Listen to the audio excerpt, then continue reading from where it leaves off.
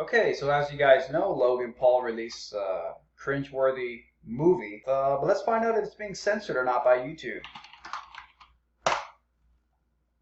Type in flat Earth. Oh, there it is. Wow, talk about privilege. You know how hard it is to get into the 1, 2, 3, 4, 5, 6, 7, 8 slot? You know how hard it is to get into the 10th, within the top 10 search results when you type flat Earth into YouTube? You know, ever since they rigged it with nothing but mainstream media sources. BBC News, CBS News, Tech Insider, Mashable, BBC News, Vice News, Big Think, Logan Paul Vlogs. What the hell? What the hell is he doing in there in the authoritative sources category? Well, it only further validates that this whole thing was designed and scripted to be a hit piece from the very beginning. Again, some people think it's like a terrible hit job. I mean, Flat Earth is literally the most ridiculed thing you could ever be. So the fact that mainstream culture mocks Flat Earth is A, nothing new, and B, irrelevant, because that's not going to stop the actual debate and the facts of the matter. Though I just find it very fascinating that Logan Paul Vlogs is within the top 10 search results. You know, the rigged search results that YouTube admitted they're only going to allow authoritative sources to pop up first. When is Logan Paul Vlogs an authoritative source? Oh, I know when. When it's a scripted hit piece. And that's its own circus. Now, if you go over here to The Verge, Logan Paul, this is written March 11th, about a week before Logan Paul's documentary came out. Not even a documentary, it's a movie. Okay, let's go back real quick. Official movie. So it's not even a documentary. It's literally fiction. So you can literally take everything in the movie with a grain of salt. Logan Paul's upcoming Flat Earth doc. Look, doc. Even The Verge called it a doc. It's a movie, not a doc. Demonstrates YouTube's double standard on conspiracy theories. How do top creators fit into combating conspiracy theories?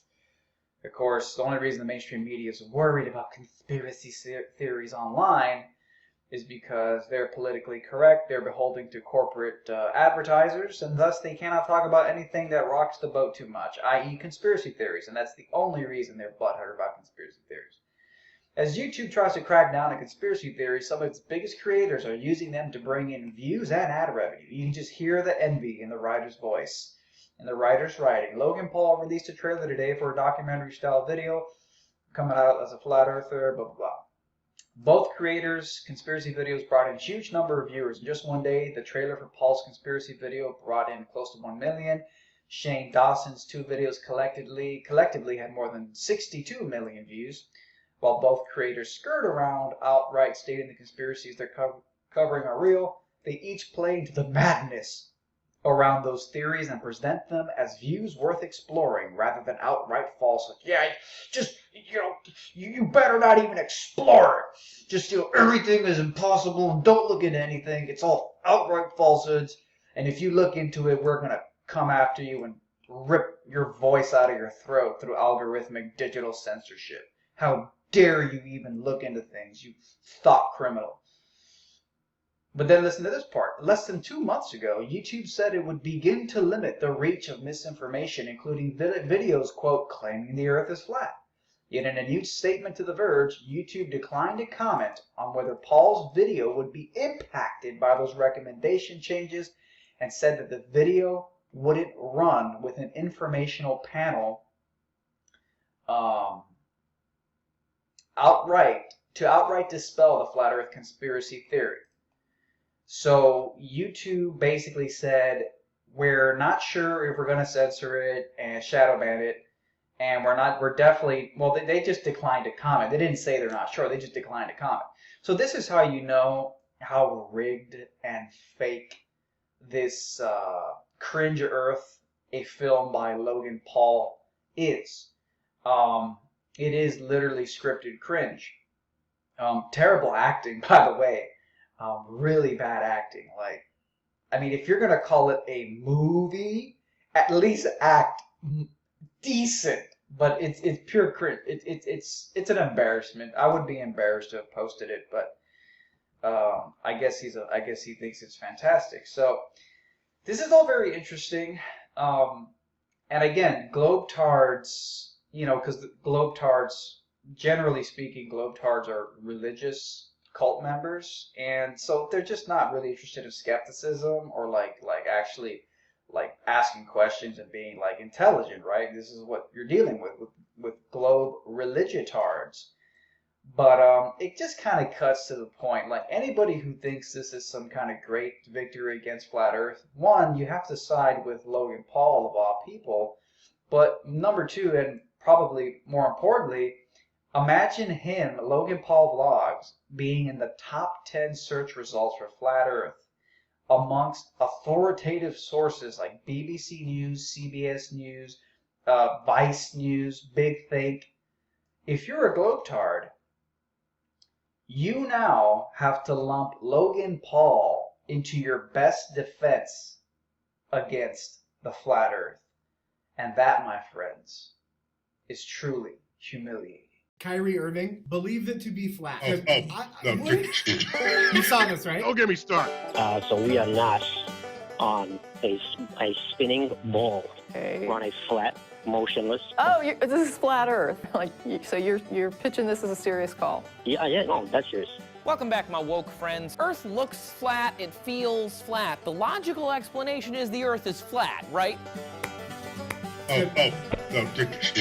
You saw this, right? Don't get me started. And that dude who jumped out of a perfectly good balloon, what's his name? Felix! Felix Baumgartner. Felix Baumgartner. It's billed as the free fall from the edge of space. Don't get me started. He would have been about 2 millimeters above the surface of this globe. That's his edge of space jump. And you don't see the curve of the Earth at any altitude. And then You can see the curve of the Earth at certain altitudes, though. Yeah, I was on a plane to get here and I saw it. Yeah. This morning, the Austrian daredevil plans to jump from 23 miles above the New Mexican desert. That's 120,000 feet, 4 times higher than most passenger planes fly. And not only that, they made sure to photograph him standing there with a really wide-angle lens, which curves horizontal lines.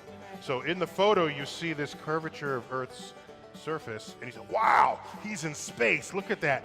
No, he's not! And so when I went flying from England to Africa, the curvature that I saw, would that be just something that I expected to see and my sort of eyes made it look that way? It was observation that showed us the Earth's curvature in the first place. And if you don't believe all of those scientists and government people for some reason, fly in an airplane and behold an inarguably spherical Earth. At that height, you don't see the curvature of the Earth if you are 2 millimeters above this beach ball. This is a man who just minutes ago was going 536 miles an hour, break the sound barrier on his way down. The sky was totally black, you know, I could see the curvature of the Earth, so that was amazing today. You don't see the curvature of the Earth. I could see the curvature of the Earth. You don't see the curvature of the Earth if you are 2 millimeters above this beach ball. You just don't. That stuff is flat. I travel a lot and I fly a lot and I can see the curvature when I fly. Okay, so 35,000 feet, you can see it, right? That's what you're saying? Generally speaking, I can see a slight curve to it, yeah. Okay, so Neil deGrasse Tyson says that you can't see it at that altitude, so I really... This really doesn't... We have satellites. That stuff is flat.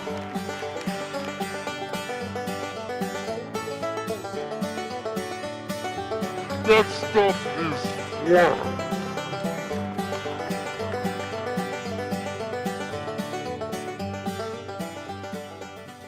Don't get me started.